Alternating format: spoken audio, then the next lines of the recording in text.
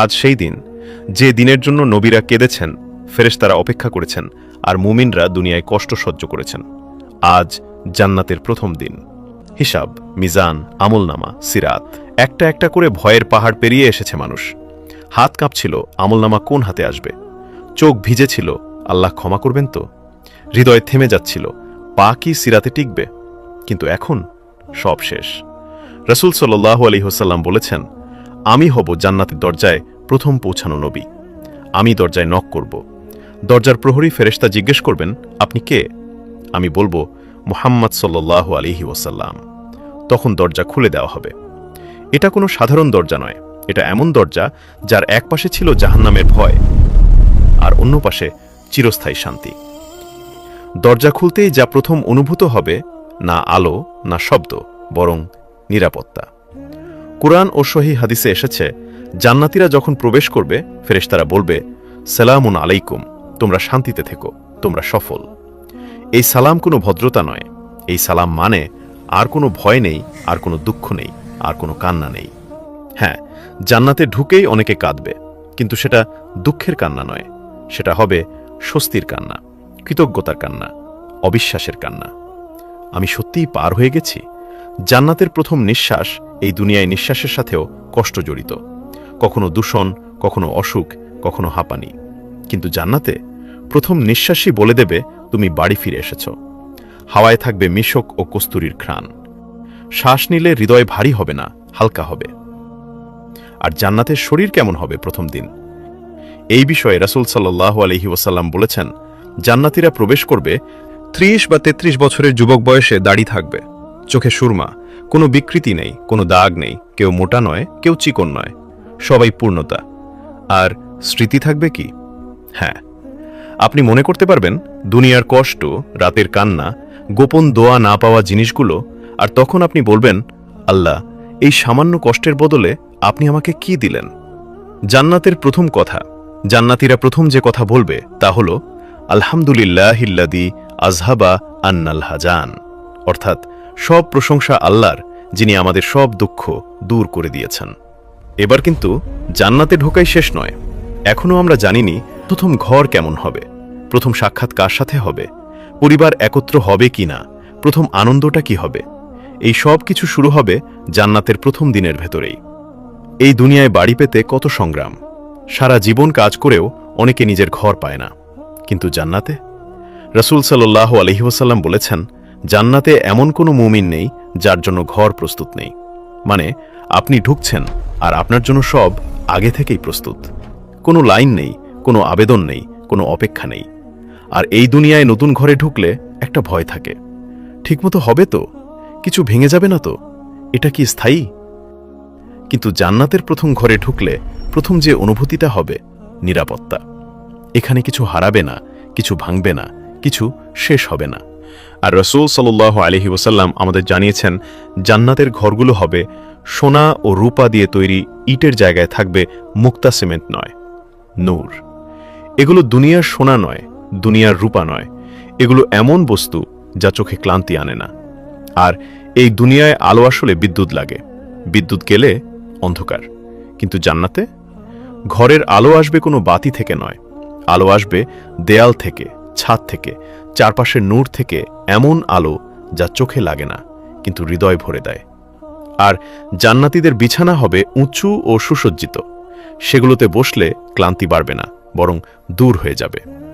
এই দুনিয়ায় ঘুম মানে অচেতন হওয়া, কিন্তু জান্নাতে বিশ্রাম মানে আরও শক্তি পাওয়া। আর জান্নাতের ঘরের জানালা দিয়ে আপনি শুধু বাগান দেখবেন না, আপনি দেখবেন জান্নাতের অন্য স্তর, অন্য জান্নাতীদের ঘর, আল্লাহর নিয়ামতের বিস্তার। আর তখন আপনার মনে হবে, আল্লাহ আমাকে কত সম্মান দিয়েছেন।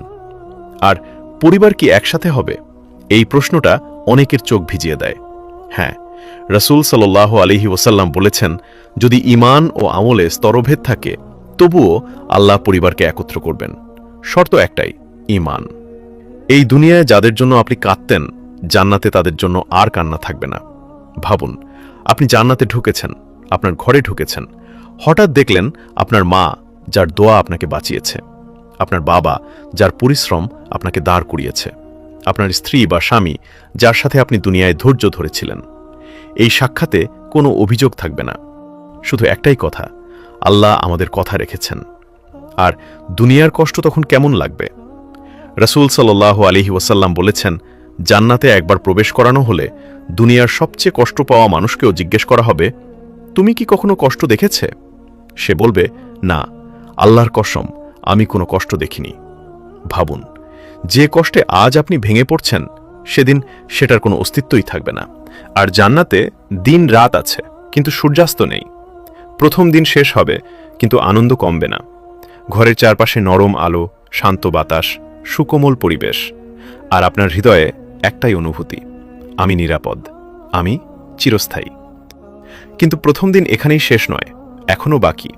প্রথম খাবার, প্রথম দাওয়াত, প্রথম সাক্ষাৎ নবীদের সাথে, আর সবচেয়ে বড় নিয়ামত, প্রথমবার আল্লাহর সন্তুষ্টির ঘোষণা। এই সব কিছু ঘটবে জান্নাতের প্রথম দিনের ভেতরেই। এই দুনিয়ায় লম্বা সফরের পর মানুষ সবার আগে কি চায়? একটু বসতে, একটু খেতে, একটু স্বস্তি পেতে। আর জান্নাতের সফর, সেটা ছিল কবর, হাসর, হিসাব, সিরাত, সবচেয়ে কঠিন সফর। আর তাই আল্লাহ জান্নাতীদের জন্য প্রথম দিনেই খাবারের ব্যবস্থা রেখেছেন। রাসূল সাল্লাল্লাহু আলাইহি ওয়াসাল্লাম স্পষ্টভাবে বলেছেন, জান্নাতীরা জান্নাতে প্রবেশ করার পর তাদের প্রথম আপ্যায়ন হবে একটি বিশাল মাছের কলিজা। এই মাছ দুনিয়ার কোনো মাছ নয়, এটা জান্নাতের এমন মাছ যার ছায়াতেই হাজারো মানুষ বসতে পারবে। আর তার কলিজা, সেটাই হবে জান্নাতের প্রথম খাবার। তারপর প্রথম খাবারের পর খাবার শেষ হয়ে যাবে? না, রাসূল সাল্লাল্লাহু আলাইহি ওয়াসাল্লাম বলেছেন, জান্নাতীদের সামনে খাবার আসবে দলে দলে।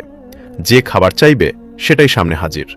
ইচ্ছা করলেই খাবার, কোনো অপেক্ষা নেই, কোনো সীমা নেই। এই দুনিয়ায় খাবার পরিবেশন মানেই অপেক্ষা আর বিরক্তি, কিন্তু জান্নাতীদের জন্য চিরযৌবনা খাদেমরা খাবার পরিবেশন করবে। তারা কখনো ক্লান্ত হবে না, কখনো বিরক্ত হবে না, কখনো দেরি করবে না। খাবার আসবে সম্মানের সাথে। আর প্রথম পানীয় হবে বিশুদ্ধ পানি, দুধ, মধু, নেশাহীন শরাব। কিন্তু আশ্চর্যের বিষয়, পান করেও তৃষ্ণা লাগবে না, কারণ জান্নাতে পানীয় প্রয়োজন নয়, পুরস্কার।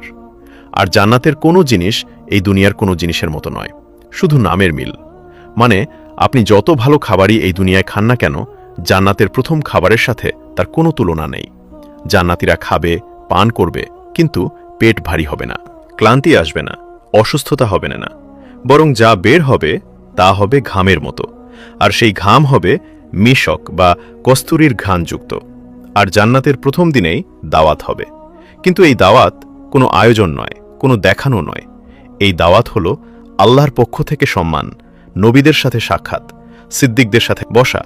ভাবুন, আপনি বসে আছেন, আর পাশেই নূহ আলাইহিসসালাম, ইব্রাহিম আলাইহিসসালাম, মূসা আলাইহিসসালাম, আর সবার সামনে রাসূল সাল্লাল্লাহু আলাইহি ওয়াসাল্লাম। এই দুনিয়ায় নবীদের নাম শুনে আপনি আবেগী হতেন। সেদিন আপনি তাদের সাথে বসে খাবেন, আর মনে হবে, এই সামান্য ঈমানের জন্য আল্লাহ আমাকে কত বড় সম্মান দিলেন। কিন্তু জান্নাতের প্রথম দিনের সবচেয়ে বড় ঘোষণা এখনও বাকি। খাবারও নয়, ঘরও নয়, সাক্ষাৎও নয়, বরং এমন কিছু যার সামনে সব নিয়ামত ছোট হয়ে যায়। এতক্ষণ যা শুনলে, ঘর, খাবার, দাওয়াত, নবীদের সাথে সাক্ষাৎ, সবকিছুই অবিশ্বাস্য। কিন্তু জান্নাতের প্রথম দিনের সবচেয়ে বড় নিয়ামত এগুলোর কোনোটা নয়। রাসূল সাল্লাল্লাহু আলাইহি ওয়াসাল্লাম বলেছেন, জান্নাতীরা যখন নিজ নিজ স্থানে শান্তিতে বসে যাবে, তখন একটি ঘোষণা আসবে। এমন ঘোষণা যার সামনে সব নিয়ামত নীরব হয়ে যাবে। সেই ঘোষণা কি? আল্লাহ বলবেন, হে জান্নাতীরা। তারা বলবে, হে আমাদের রব, আপনি ডেকেছেন। তখন আল্লাহ বলবেন, তোমরা কি সন্তুষ্ট? ভাবুন একবার, যারা কখনো এক রাত ঘুমাতে পারেনি, যারা চোখের পানি কারো কাছে দেখাতে পারেনি, যারা হারাম থেকে বাঁচতে গিয়ে সবচেয়ে কঠিন পথ বেছে নিয়েছিল, আজ তাদের জিজ্ঞেস করা হচ্ছে, তোমরা কি সন্তুষ্ট? জান্নাতীরা বলবে, হে আমাদের রব, আপনি আমাদের এমন কিছু দিয়েছেন যা আপনি আপনার সৃষ্টির কাউকে দেননি। আমরা কিভাবে অসন্তুষ্ট হবে? এই উত্তর হবে শুধু মুখের কথা নয়, এটা হবে হৃদয়ের স্বীকারোক্তি।